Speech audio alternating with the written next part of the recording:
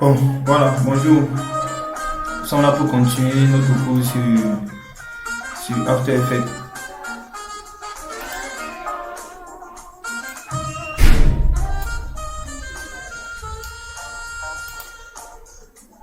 Voilà, bonjour. Nous sommes là pour continuer notre cours sur After Effects. La dernière fois, nous nous sommes arrêtés à l'importation des fichiers Photoshop. Aujourd'hui, c'est là que nous allons donc continuer notre étude du logiciel Adobe After Effects. Donc, je vais donc aller dans After Effects. Comme vous pouvez le voir, il est vide. Et je vais essayer de voir si je peux avoir accès à notre projet sur lequel on a travaillé dernièrement. Voilà. Pour rappel, je suis passé par Fichier, Ouvrir les récents. Donc j'ai ouvert le projet, ce projet que nous avons eu à démarrer la dernière fois. Voilà. On avait déjà vu comment importer dans les fichiers. Je vais donc tout simplement double-cliquer ici dans l'espace vide pour aller chercher un fichier Photoshop. Je vais venir ici au bureau par exemple. Bon là non, ça c'est dans mes documents. Voilà, j'ai ce fichier ici, Flyers par exemple. Je vais prendre, j'ouvre. Donc quand je vous donne le fichier Flyers, Photoshop va me proposer, je ne sais pas pourquoi il parle de Photoshop, After Effects va me proposer donc de l'importer en footage, c'est-à-dire en métrage, c'est-à-dire si je l'importe en footage, mon fichier Photoshop avec comment on appelle ça, avec Merge Layer, ça veut dire que toute ma composition, tout ce que j'ai fait dans Photoshop va venir en une seule photo, un peu comme si j'ai fait enregistrer sur JPEG ou PNG. Donc tout ça va se mélanger. Si je viens en footage, choose layer, j'aurai la possibilité ici de choisir un calque précis dans toute ma composition. Peut-être un drapeau, je sais pas, un texte, une forme vectorielle comme vous voyez là. Donc voici tout ce que j'ai utilisé pour faire dans ce projet Photoshop là. Mais si je viens alors et je dis plutôt que fais plutôt composition ou en composition par exemple, composition ça veut dire que ça va donc venir comme c'était dans Photoshop.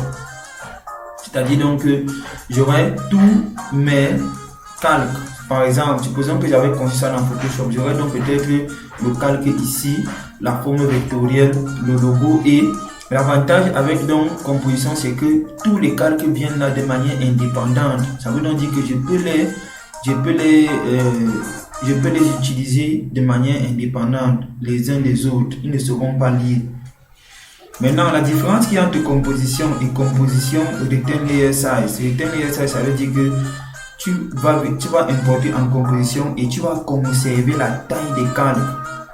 Ça veut dire que si par exemple tu avais un calque par exemple qui faisait 200 sur 200 pixels de l'autre côté, ici aussi il va aussi faire la même chose, 200 sur 200 pixels. Donc c'est ça, donc c'est très intéressant. Donc ici donc c'est ça que je vais donc faire. Moi je vais donc venir sur composition, retenir la taille des calques et je ne vais pas mettre Merge Layer Style into footage. Ça veut dire que tous les layer style, donc les styles de calque, c'est ombre portée, ombre interne, lueur externe, lueur interne, biseau, contour, bref, tous ces styles de calque là. Si je dis merge, ça veut dire que je vais lier. Je vais donc faire en sorte que tout ça devienne uniquement un seul, tout ça se mélange au calque. Donc, je ne pourrai plus les modifier. Or, quand je mets Editable Layer Style, ça veut dire que si par exemple, j'ai peut-être un Drop Shadow, c'est-à-dire une ombre portée, par exemple, qui a peut-être une opacité de 10. Dans After Effects, je peux venir modifier l'opacité de 10 et dire peut-être que je veux que l'opacité là soit peut-être à 30 ou à 50. Donc, c'est ça l'avantage de Editable Layer Style. Donc, je vais donc ouvrir ici. Je vous donne ce fichier Photoshop Ici, vous remarquez, le fichier Photoshop vient donc comme une sorte de composition. Parce que voici les icônes de composition. Voilà notre composition TD Extra. Et le fichier Photoshop que je viens d'importer, Flyers02, vient donc aussi exactement comme un fichier, comme une composition. Si je double-clique donc là, vous voyez, il s'ouvre donc exactement comme une composition. Et vous regardez donc, voici tous mes calques que j'ai eu à utiliser pour faire quoi? Pour faire cette composition-ci. Donc vous voyez tous ces calques-ci. C'est ce que j'ai. Et si vous remarquez ici, on a l'icône de Photoshop. L'icône de Photoshop est là. Donc c'est exactement comme si je suis encore dans Photoshop. Mais maintenant avec un avantage. Avec maintenant l'avantage que par exemple ce 0-ci, vous voyez, ce 0-ci, je peux par exemple décider de l'animer. Je peux venir ici au début, j'appuie S pour l'échelle. Je clique ici, je lui dis que là tu auras 100, peut-être après peut-être une seconde, tu auras peut-être, c'est pas moi, peut-être 0. Et si je fais ligne, vous voyez, ça quitte de 100 à 0. Donc voilà donc l'avantage de pouvoir travailler avec les fichiers Photoshop, c'est que vous pouvez faire des compositions dans Photoshop et venir les animer dans After Effects. C'est très intéressant. C'est de cette manière-là qu'on fait généralement ce genre d'effet-ci. Si vous avez souvent remarqué dans les matchs de foot, ceux qui regardent le foot à la télévision, ça c'est généralement des compositions Photoshop ou Illustrator, mais qu'on vient donc simplement animer dans After Effects. Et vous voyez que c'est des choses qui sont très faciles à faire dans Photoshop. Parce que ici par exemple, ça c'est simplement un carré, un rectangle, un texte, un autre rectangle, un logo. Vous voyez, c'est des choses simples. Et dans After Effects, vous avez donc maintenant la latitude donc de venir par exemple décider d'animer. Par exemple, si je prends peut-être les deux clés-ci, je viens sur l'autre 0. Je fais par exemple CTRL V. Tu vois, U, c'est pour afficher les clés qui sont animées. Tu vois, voilà une animation simple que je viens de faire. Vous voyez, et comme ça on peut continuer dans les animations, par exemple aussi avec cette petite barre-ci, la petite barre qui est au milieu là. Je viens de cliquer sur elle et là voici ici. Si je fais aussi comme ça, je lui colle aussi les mêmes clés, vous voyez, ça va faire la même chose. Et vous remarquez maintenant c'est tributaire du point d'ancrage, parce que celui-ci a tendance à revenir vers ici, c'est parce qu'il poursuit son point d'ancrage. Si je prends son point d'ancrage en faisant, je maintiens CTRL appuyé et je double-clique sur l'outil de point d'ancrage ici, ça va venir au centre. Et là maintenant, si je refais l'animation, vous allez donc vous rendre compte que U, nous avons mettre U, voilà, les clés sont parties, je fais CTRL V, voilà, et là, vous allez donc remarquer que les clés, comment je vais dire, l'échelle de la petite forme-ci, c'est, comment je vais dire, va donc se modifier à partir du centre parce que j'ai changé la position du point d'ancrage. Donc voilà des choses qu'on peut faire de manière excellente avec les, comment je vais dire, avec les fichiers Photoshop. Bon, les fichiers Illustrator, je vous réserve ça pour le cours prochain parce que ce sera très intéressant. Vous verrez un peu comment les gens font des petits dessins animés. Ce sera très important. Voilà. Ici donc, voilà comment se fait donc la gestion des calques Photoshop dans Adobe After Effects. Et maintenant, il y a une particularité avec tout ce qui est calque de texte. Vous voyez par exemple ici, vous voyez tous derrière les lions, c'est ça ici.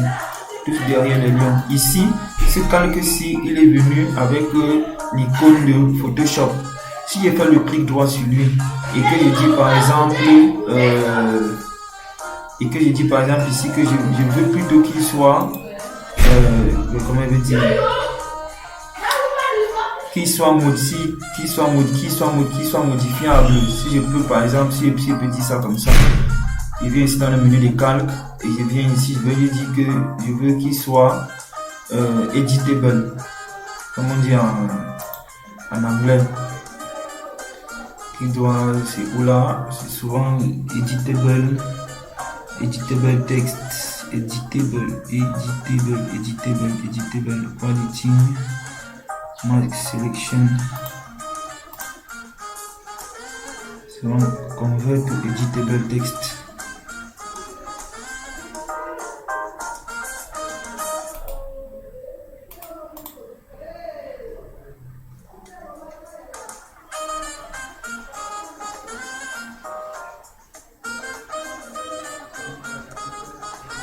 Voilà, c'est ici. Clic droit, create, convert to editable text. Voilà. Quand tu le convertis en texte éditable, tu vois, son icône change. Et là, tu peux venir réécrire autre chose. Tu peux par exemple écrire ici, Cephie Intel. Voilà, par exemple. Donc c'est ça. Alors aussi, une autre particularité. Quand vous importez dans les fichiers Photoshop et qu'il y a des textes à l'intérieur, vous pouvez vous modifier ces textes aussi ici en faisant tout simplement clic droit, create, convert. Vous voyez, maintenant il me propose plutôt maintenant de convertir en forme parce que j'avais à convertir en texte. Maintenant ce qu'il me propose c'est de convertir soit en forme, soit en masque à partir du texte. Donc dans ce cas-là maintenant, le texte, les lettres du texte vont plutôt devenir des comment on appelle ça, ils vont devenir plutôt des masques, et on verra des masques tout à l'heure, ou des formes, des shapes, comme on a vu dernièrement, on a vu les formes vectorielles ici. Voilà, maintenant on avait commencé donc on avait présenté les calculs de lumière, on avait présenté on avait déjà parlé de l'objet nul en classe, on avait commencé à parler d'enfants parents aussi en classe, et on avait donc commencé aussi à parler donc de ce qu'on appelle donc les interpolations linéaire de base. Voilà, ici donc je vais donc comment je vais dire, me focaliser un peu plus sur ce qu'on n'avait pas déjà vu en classe, par exemple les précompositions, parce que ceci on avait déjà vu le solide, la forme, la caméra, on a vu la lumière la dernière fois, l'objet nul on avait déjà aussi vu. Je vais me concentrer sur ceci, les précompositions. Je vais me concentrer sur les précompositions, le masque vectoriel, le track matte. Je commence donc par les précompositions. Une précomposition, c'est quoi? Une précomposition, c'est tout simplement imbriquer, comment je vais dire, plusieurs calques, comme on avait vu dans Adobe Premiere Pro. Supposons que toute cette composition-ci, par exemple, j'ai envie de l'amener ici, dans cette composition-ci. Il sera difficile pour moi de porter tous les calques ici. Vous voyez, c'est combien de calques? 23 calques. Il sera très difficile pour moi de porter tous ces 23 calques pour les ramener ici et commencer donc à les utiliser. Qu'est-ce qu'il faut que je fasse? Ce qu'il faut que je fasse, c'est que je fasse CTRL A. Je viens donc ici et je lui dis donc précompose. Quand il donc demande de précomposer, le conseil qu'il peut vous donner, c'est que gardez toujours le précis quand vous avez des précompositions, même si vous les renommez. Vous pouvez peut-être mettre ici Photoshop, par exemple, Photoshop. Mais c'est mieux de garder d'abord souvent le petit précis, pour que tu saches que c'est une précomposition. Tu mets donc OK. Quand tu mets OK, tu remarques donc quoi? Tout ceci est devenu un seul calque. Or, si je double-clique là, tu vois, il a toujours ces 23 calques. Quel est donc l'avantage? L'avantage est donc quoi? Je peux donc prendre ceci et sélectionne CTRL C et je viens ici dans cette composition, et là où, en fonction de là où je vais déposer mon indicateur d'instant présent, si je sélectionne le calque du dessus, si je fais CTRL ALT V, ça va poser au-dessus de ceci. Vous voyez, j'ai donc ceci qui vient donc se poser là au-dessus. Et vous voyez, il a gardé les mêmes animations que j'ai eu à faire de l'autre côté. Donc, parce que j'avais à animer le 0 et j'avais à animer cette petite barre ci. Vous voyez donc que c'est très intéressant. C'est Lionel qui m'avait posé la question là, que comment on fait donc alors? Tu vois donc par exemple ici, tu peux donc finir d'animer une scène ici et tu la précomposes et tu as donc une composition principale où tu viens seulement coller tes précompositions. C'est-à-dire après une précomposition, tu mets notre précomposition et le tout final sera donc ta composition finale.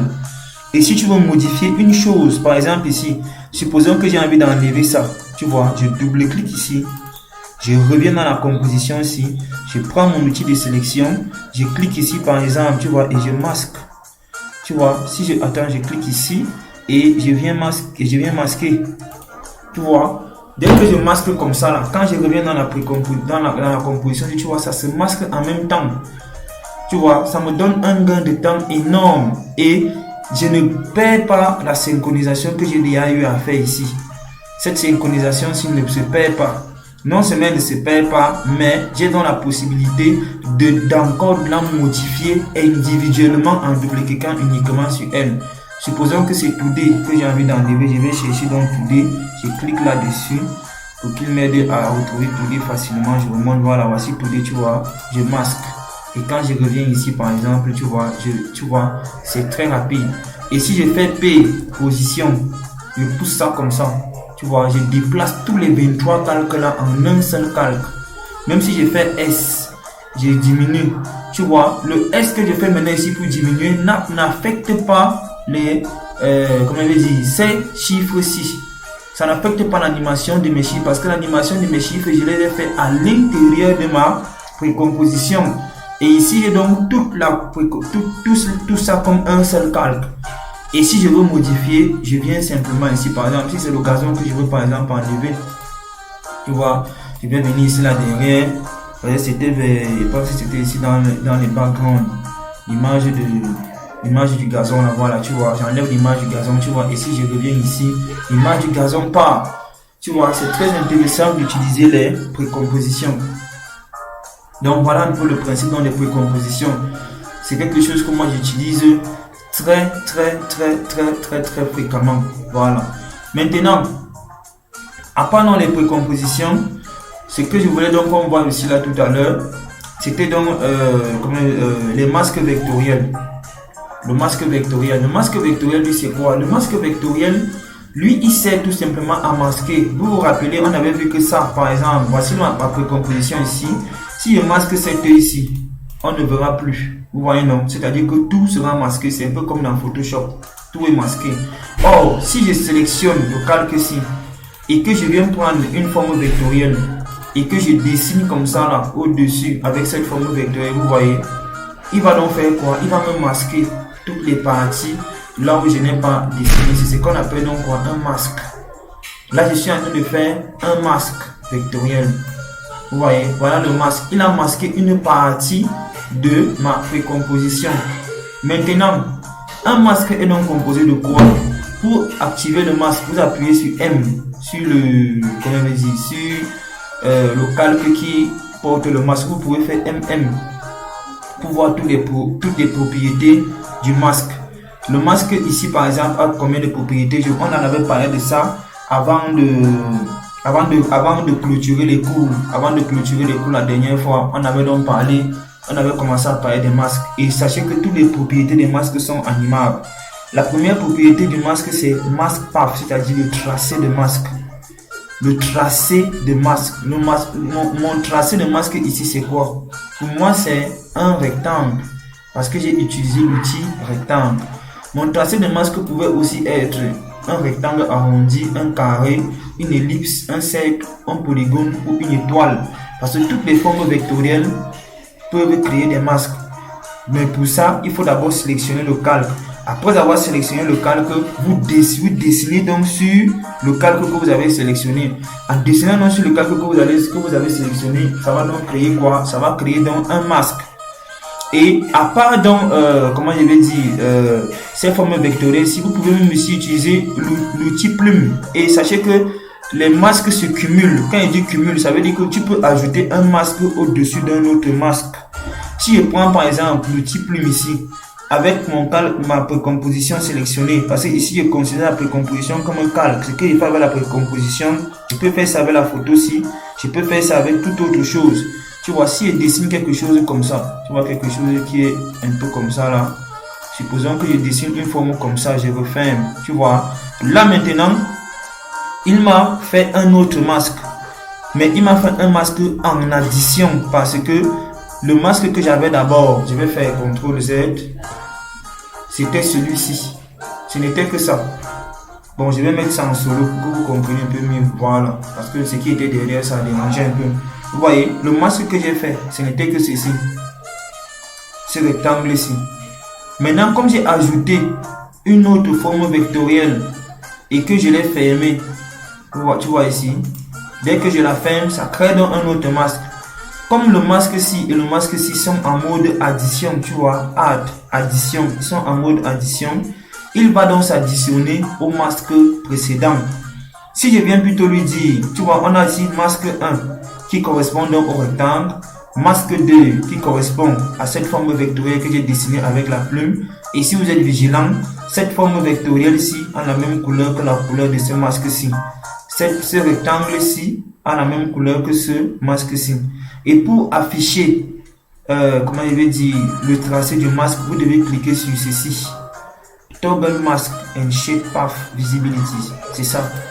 Tu vois, si ce n'est pas activé, tu ne verras pas. Il faut toujours activer ceci pour voir donc le tracé de masque. Voilà, je disais donc que ces deux masques-ci sont en mode addition. Ça veut dire que quoi? J'ai dessiné un masque 1 en forme rectangulaire et j'ai dessiné une forme vectorielle avec la plume. Comme les deux masques sont en mode addition, ceci s'est additionné à ceci. Ça me fait donc quoi? Ça me fait donc deux masques. Mais je peux venir, je lui dis plutôt que non. Au lieu que tu sois en mode addition, je veux plutôt que tu sois peut-être en mode soustraction. Tu vois, quand je clique ici, tu vois, je dis peut-être que fais plutôt subtract, c'est-à-dire la soustraction. Il va donc soustraire sa forme de celui qui était d'abord là. Voici tout ce que j'avais. Et voilà ce que j'ai tracé. Si je fais donc ça, moins ça, ceci ira donc, il va donc me laisser ceci et ceci. À part la soustraction, je peux donc faire ici aussi l'intersection. L'intersection sera quoi? Là où les deux se rencontrent. Parce qu'on avait ceci, on avait ceci et c'est là qui se rencontre. L'intersection est donc là où les deux points se rencontrent. Lighten et darken, ainsi que différence. Ici c'est beaucoup plus, comment on veut dire, lighten et darken, c'est beaucoup plus en termes comment on veut dire, de luminosité des pixels. Est-ce que vous avez des pixels qui sont plus colorés, des pixels qui sont moins colorés? En fonction de ça, le logiciel va essayer donc de faire des opérations. Différence, donc lui, il va donc faire ça et ça, moins l'endroit où les deux se rencontrent. C'est ça donc différence, parce que là maintenant je suis en mode différence. On avait d'abord, je vais remettre sur Add. On avait d'abord ceci, qui était la forme rectangulaire. On avait dans la forme ici que j'ai aussi dessiné. Différence, lui il fait donc quoi? Il fait ça moins ça, en enlevant la zone là où les deux se rencontrent. C'est ici, tu vois, quand je trace ceci avec ceci, c'est ici que les deux se rencontrent. Ceci est indépendant, ceci est indépendant, ceci est indépendant. C'est ici que les deux se rencontrent. Si je fais donc différence, il va donc m'enlever là où les deux se rencontrent et laisser là où les deux ne se rencontrent pas. Les masques sont très importants. On les verra dans l'incrustation sur fond vert. Voilà. Voilà bien comment on entend. Ça, ce sont les opérations sur les masques que nous sommes en train de voir actuellement. Bon, je vais supprimer le masque, le deuxième masque. Je clique sur lui et je fais supprimer. Voilà, je le supprime comme ça tout simplement. Je supprime le deuxième masque. Je vais servir le masque 1. Pour qu'on revienne un peu plus aux propriétés des masques. Chaque masque dans After Effects a 4 propriétés. Je vous parlais de ça tout à l'heure. Il y a le mask path, c'est-à-dire le tracé du masque. Le tracé du masque, ça dépend de la forme vectorielle que tu as eu à tracer, que tu as eu à utiliser pour tracer ton masque.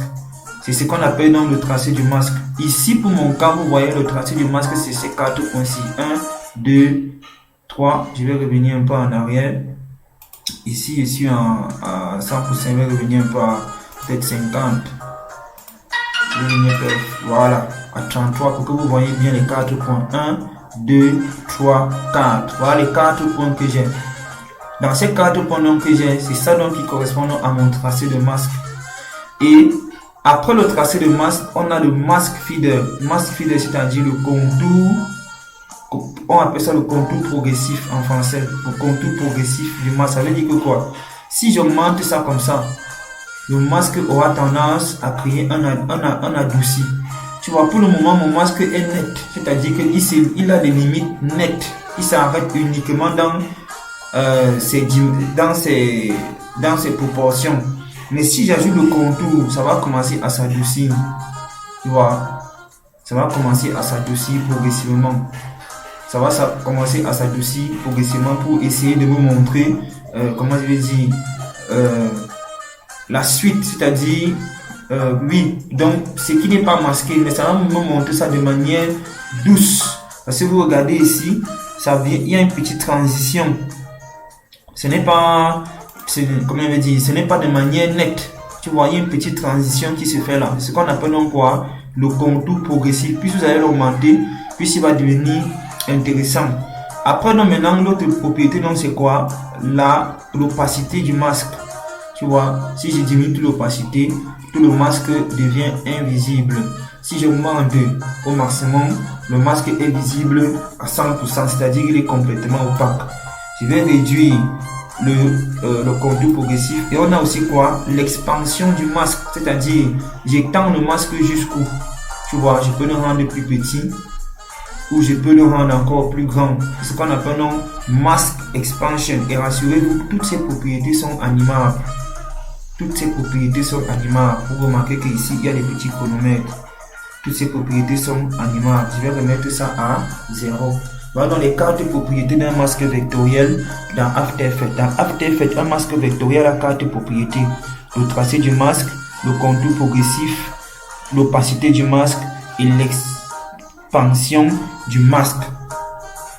Voilà. Pour rappel, j'ai mis le calque ici en solo. C'est pour cela qu'on le voit lui seul.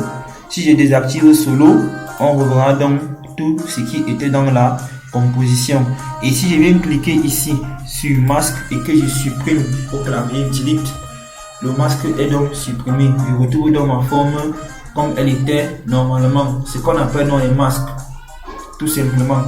Et j'avais d'abord dessiné un masque avec une forme vectorielle prédéfinie. Si je dessine un masque à la main levée avec la plume, par exemple comme ça, supposons que je fasse quelque chose comme ça là. Moi, je dessine un truc comme ça rapidement. Je ferme ma forme, non, je fais CTRL Z. Je viens fermer ma forme, CTRL Z. Attends, je reviens en arrière. Je supprime tout ça. Voilà, si je redessine ma forme vectorielle comme ça. Voilà, tu vois quand ça montre le petit rond là, c'est que ça va fermer. Si je ferme, tu vois donc ici, il m'a donc pris ceci en compte parce que c'est ce que j'ai sélectionné. Il est en mode addition. Si je dis donc plutôt interverti, il va me faire quoi? L'inverse de ce que j'ai sélectionné. Tu vois, je vais intervertir. Il va donc plutôt me montrer l'inverse de ce que je n'avais pas sélectionné. Donc c'est exactement aussi un peu comme les sélections dans Photoshop. Tu peux finir de faire une sélection et après tu intervertis cette sélection. Tu vois, si je fais le contour progressif ici, tu vois, avec le contour progressif, on va progressivement afficher ce qui est masqué ici là. Voilà, je vais donc revenir ici à 0 et je vais plutôt mettre ça en mode normal, c'est-à-dire en mode hard. Et maintenant, il y a une petite option qu'on n'a pas vue ici, None. Si je dis None, ça veut dire que le masque n'est pas actif, bien que j'ai fini de tracer sur la forme vectorielle. Mais si je laisse ça en None, ça veut dire que le masque ne sera pas actif sur la forme vectorielle. Voilà.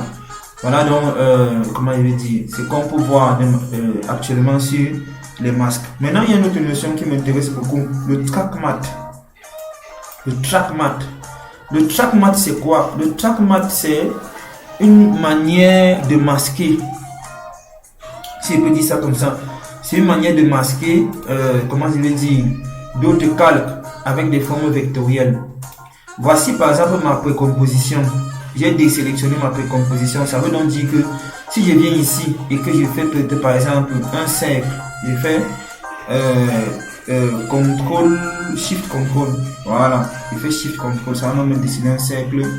Supposons que je viens dessiner un cercle comme ça et que je dépose donc mon cercle là. Tu vois, si je réduis donc, comment je vais dire, si je réduis donc la taille de, comment je vais dire, de mon contour comme ça, je vais peut-être mettre ça, bon, je vais mettre ça à 0. Voilà, je mets mon contour comme ça à 0. Je reviens ici et là maintenant, j'ai donc une forme vectorielle avec tout simplement un fond vert. Le contour est à 0. Si je clique sur le nom de la forme ici, tu vois, si je clique sur Stroke, j'ai des possibilités. Soit d'avoir un contour avec une couleur, soit avoir un contour avec un dégradé linéaire, soit avoir un contour avec un dégradé radial ou tout simplement ne pas avoir de contour. Moi je clique ici et je dis ok, je dis que je ne veux pas de contour. Maintenant ici donc je clique donc là sur ma forme vectorielle et vous remarquez que mon point d'ancrage n'est pas parfaitement au centre de ma forme vectorielle. Pour ça je maintiens donc contrôle appuyé et je double clique sur cet outil ici. Voilà mon point d'ancrage qui est donc revenu donc au centre. Maintenant on va donc essayer de parler des notions de track matte. C'est ça, le track matte. Le track matte sert donc à quoi? Le track matte a deux parties. Il y a le luma matte et il y a le alpha matte. Ici, pour afficher, il faut d'abord qu'on affiche les propriétés de track matte ici. Pour afficher les propriétés de track matte, c'est cette icône cette icône ici, l'icône du milieu. Vous voyez non? Voilà, c'est ici, track matte. Voilà. Je vous disais donc que quand nous utilisons le track matte, on masque une image avec une forme vectorielle. Ou bien vous pouvez masquer toujours une image avec une autre image, ça dépend. Mais sachez que celui qui va jouer le rôle du masque doit être dessus. Et celui qui doit être masqué doit être en dessous. Ici, voici ma précomposition qui est en dessous de la forme avec laquelle je vais la masquer. Si je viens ici, track matte, je dis par exemple alpha matte. Qu'est-ce qui va se passer? Ce qui va se passer, c'est que partout là où ma forme vectorielle était visible, vous voyez non? Mon calque sera plutôt visible là, à cet endroit là. Et partout où ma forme vectorielle n'était pas visible, tout ça va devenir noir. C'est-à-dire que quoi? C'est encore une autre manière de masquer. C'est une autre technique pour masquer, pour faire des masques dans After Effects. Tout à l'heure on vient de voir le masque vectoriel. Mais le track matte a aussi cette particularité là de nous permettre de faire des masques. Ici par exemple, si vous remarquez, je vais revenir ici en on, c'est-à-dire que je vais désactiver. Voici la forme vectorielle qu'on avait. Je vous ai dit que quand on veut faire le track matte, la forme qui doit masquer doit être au-dessus. Ou le calque, ça peut être un calque. Tu peux vouloir masquer avec un calque. Tu peux vouloir masquer avec une forme vectorielle, ça dépend de toi. Mais sache que ce qui doit masquer doit être au-dessus. Et celui qui doit être masqué doit être en dessous. Maintenant, quand j'ai dans la forme qui devait donc masquer au-dessus, ce que je veux masquer étant en dessous, j'ai donc deux possibilités. Au niveau du track matte, j'ai le alpha matte ou le luma matte. Et pour avoir cette petite partie-ci affichée, je dois venir ici. Vous voyez le deuxième icône ici au milieu. Si je ne vois rien là, que c'est comme ça, je dois venir activer le deuxième icône du milieu. Ça m'affiche donc le track matte. Et je sais donc que si je viens donc ici, au niveau du calque qui est en dessous, et que je fais par exemple track matte, alpha matte, il va donc utiliser quoi? La couche alpha de la forme qui est en dessus pour masquer l'image qui est en dessous. Ça veut donc dire que quoi? On ne verra que l'image ici. Et tous les autres endroits là, ça va devenir noir. On ne verra plus rien là. Tu vois, alpha matte. Ma précomposition n'est visible qu'à l'intérieur de mon cercle.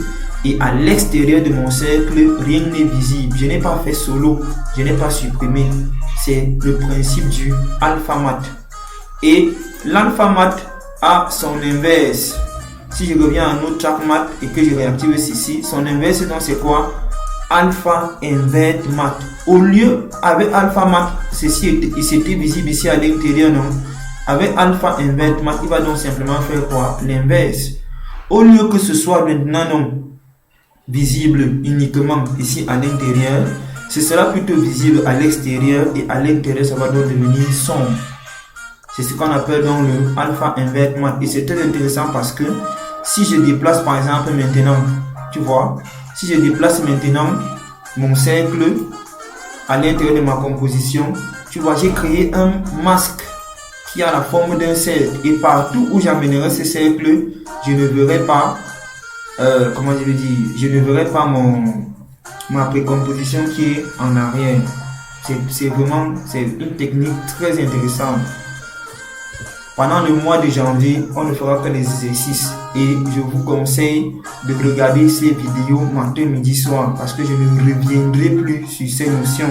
Je vous ai averti que pendant ces 2 semaines, vous devez me poser des questions. Personne ne me pose des questions. Ça veut dire que vous n'étudiez pas. En janvier, je n'aurai pas le temps de revoir tout ça avec vous. En janvier, on va uniquement faire des exercices dédiés à la composition finale. Je vous avais bien prévenu. Voilà. Maintenant ici, je vais donc revenir à un affichage normal et on va donc voir l'inverse. Je vais revenir à notre TrackMath et je vais donc vous montrer donc notre technique LumaMath. LumaMath lui fonctionne donc comme quoi? Le masque de fusion dans Photoshop. La partie, comment je vais dire? La partie, comment on appelle ça? Il va fonctionner exactement comme le masque de fusion dans Photoshop.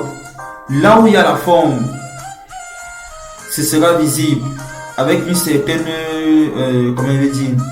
Avec une certaine valeur je vais pas dire de netteté, d'opacité.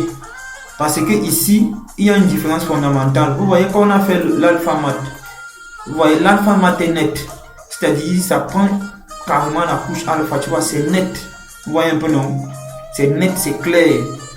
Mais avec l'alpha mat, on a comme l'impression que ça fait la même chose, mais ça fait pas la même chose. Parce que lui, il fonctionne beaucoup plus avec la notion de transparence.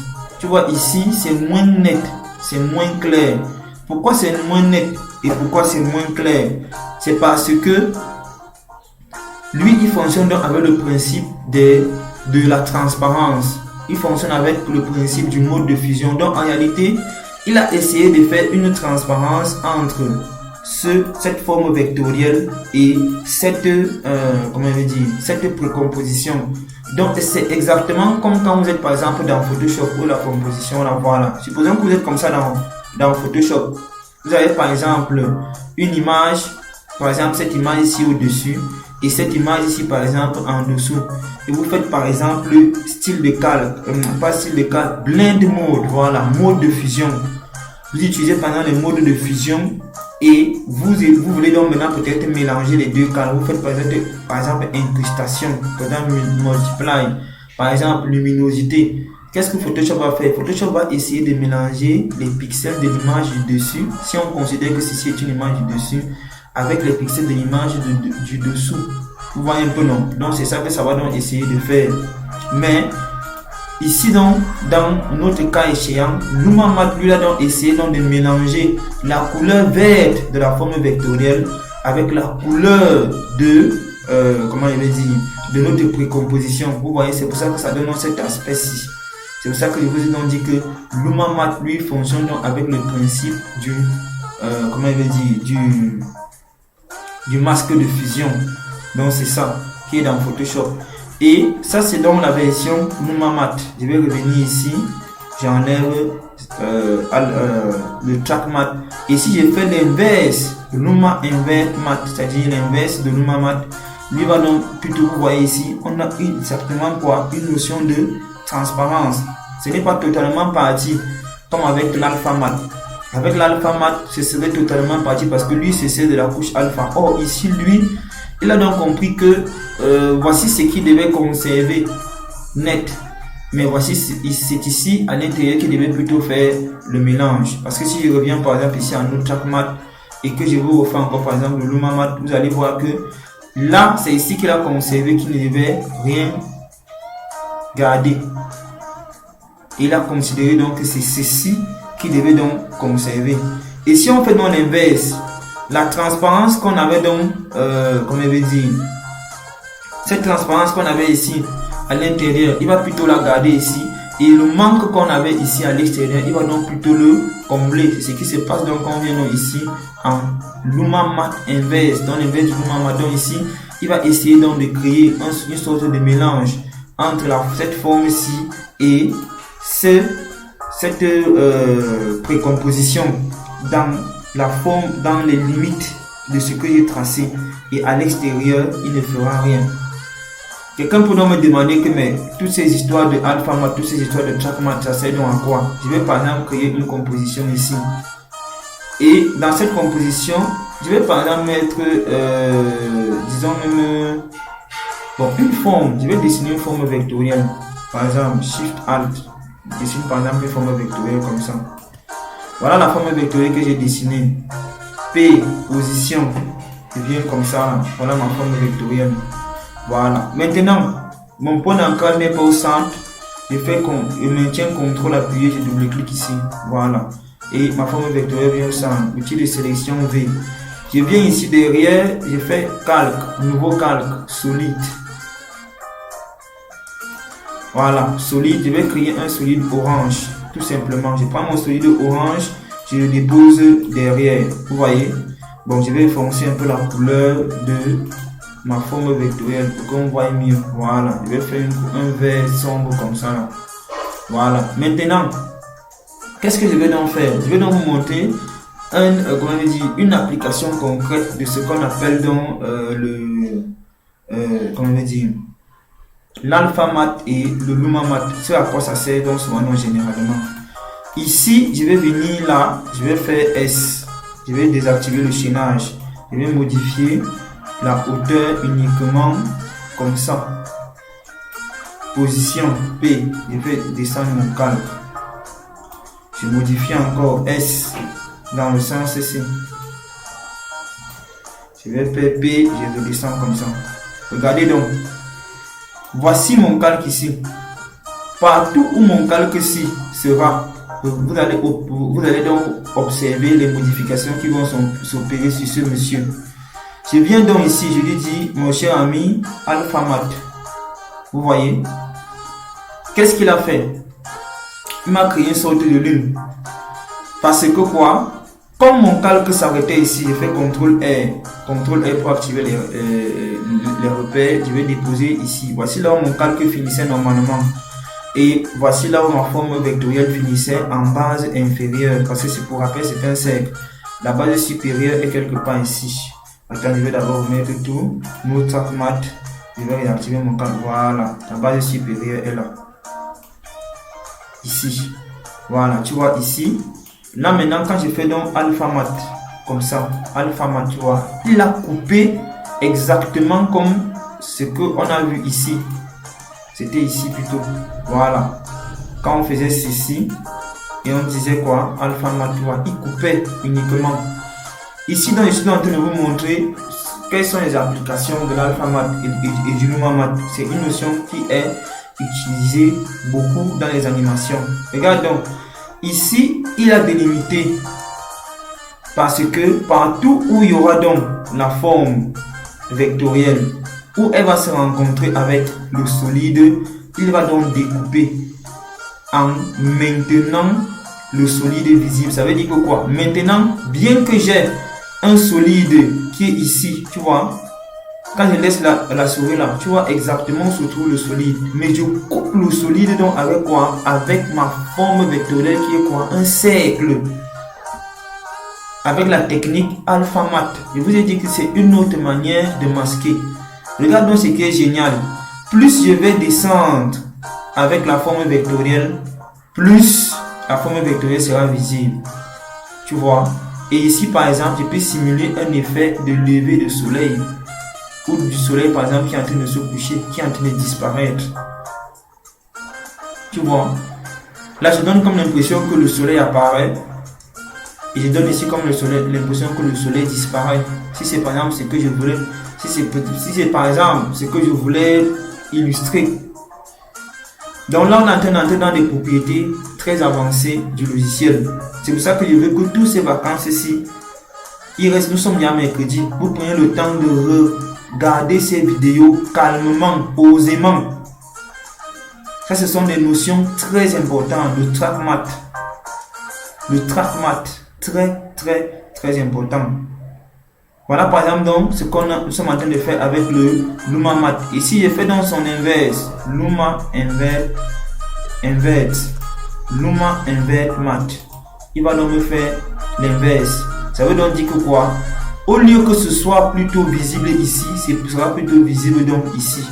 Et à chaque fois que je vais donc faire descendre la forme vectorielle va tout simplement soustraire. Que j'aille à gauche ou à droite, ça va soustraire. Tu vois. Ça te donne donc comme l'impression que tu as comme quelque chose qui est là au-dedans, qui se balade. Et regarde l'astuce. Si je change la morphologie de cette forme, ça épouse directement tout ce que je vais faire. Tu vois, je peux changer ça comme ça. Ça va rester exactement toujours comme un masque. Donc ça aussi, c'est une manière de faire des masques.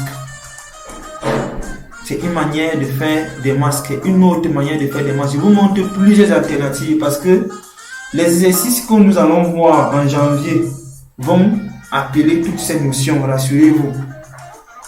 Ils vont appeler toutes ces notions, tous ces exercices-là. Donc quand je dirais que ici j'ai fait un alpha mat, ici j'ai fait un Luma mat, ici j'ai utilisé un masque vectoriel, inutile de revenir me demander en janvier que monsieur le masque vectoriel c'est quoi? Monsieur le masque, comment on appelle ça? Oui, monsieur le masque vectoriel c'est quoi? Ce sera vraiment inutile parce que je ne vais plus répondre à ça. Ici maintenant, à part dans l'alpha mat, parce que là nous allons voir l'alpha invert mat. Ici on va donc voir le Luma mat. Luma mat, tu vois, il fait donc exactement son jeu de transparence. J'avais une forme verte. Derrière j'avais un calque de solide orange. Il a donc essayé de mélanger le calque de solide orange avec la forme vectorielle verte. Ce qui me donne donc cette sorte de rouge ici. Donc il a essayé donc de mélanger. Et en mélangeant, il a masqué tout ce qui était tout autour de la forme vectorielle. C'est ce que vous avez dit que Luma mat, lui, il fait les additions de pixels. Et si je fais Luma invert mat, il va donc faire exactement la même chose que de l'autre côté. Il va essayer de le représenter ici, tout en conservant ceci de manière intacte. C'est avec cette technique-là que vous pouvez voir, par exemple, je vais vous montrer un exemple ici. C'est avec cette technique, par exemple, que vous pouvez donc voir que on fait souvent généralement apparaître des textes sans que vous ne sachiez comment je vais dire d'où ces textes-là viennent. Ça peut être des textes, ça peut être des photos, ça peut être des logos, ça peut être des icônes, des pictogrammes.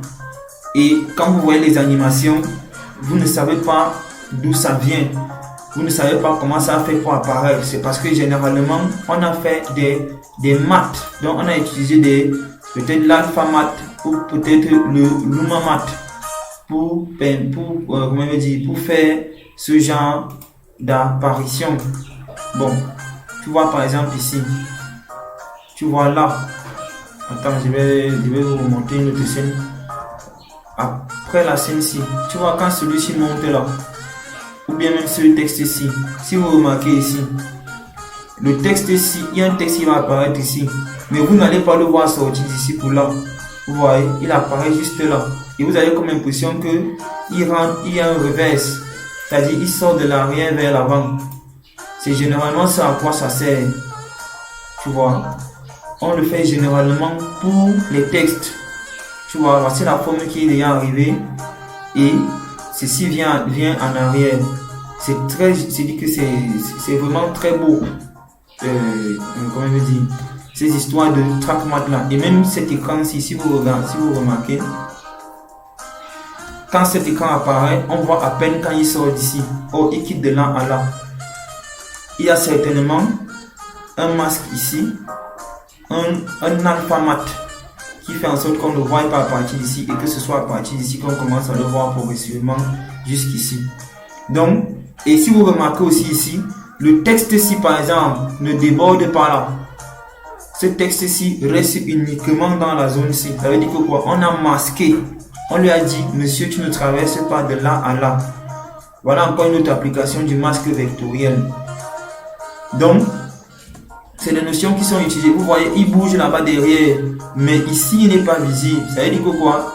Ceci et ceci, c'est deux étapes différentes dans le compositing, dans cette composition-ci. Vous voyez, non? Et ici, tu vois, c'est la même technique qu'on a utilisée. Là et là, c'est deux choses différentes. Le texte ici ne déborde pas. Il défile juste en arrière-plan, mais on ne le voit pas ici. Vous voyez? Donc c'est ça. Voilà des applications, comment je dis, de l'AlphaMath et du LumaMath que nous verrons pendant les 2 mois. Je ne sais pas pourquoi il parle de 2 mois. Pendant les 2 semaines qui nous restent, parce que pendant les 2 semaines qui nous restent, je viendrai là-bas et on ne fera que des exercices. On ne fera que des exercices. Ceux qui vont suivre vont vraiment suivre. Vous avez dit que les vacances allaient passer. Vous pensiez que c'était les blagues. Voici les vacances qui sont donc passées. Retour donc à l'étude. Bon, maintenant, après dans le TrackMath, après dans cette présentation du TrackMath et du LumaMath, je vais donc revenir ici là sur, comment je dis, comprendre la logique de l'interpolation linéaire. Là, on va comprendre donc ici, on va donc commencer à comprendre donc quoi, la logique donc de l'interpolation linéaire. Je vous avais dit qu'on devait avoir 4 cours. Voici le deuxième cours que j'ai fait. Je n'ai pas envie de trop exagérer pour que ça fasse trop de notions en même temps. Je veux conserver ceci pour le prochain cours. Donc, jusqu'à, pas au niveau de l'audio, jusqu'ici, jusqu'à l'éditeur graphique. Je veux qu'on voie donc, je veux qu'on parle de l'interpolation linéaire et les différentes clés d'animation jusqu'à l'éditeur graphique au prochain cours. Donc, c'est ça que c'est le cours que je vais donc préparer après celui-ci. Et après le cours là, on aura donc le troisième cours. Et après le troisième cours, on aura donc le quatrième cours jusqu'à la rotoscopie. Voilà, donc, si ce, je vous dis bonne journée. Et si tout se passe bien, si on n'a pas de coupure de courant ici, je vais vous envoyer le troisième cours demain.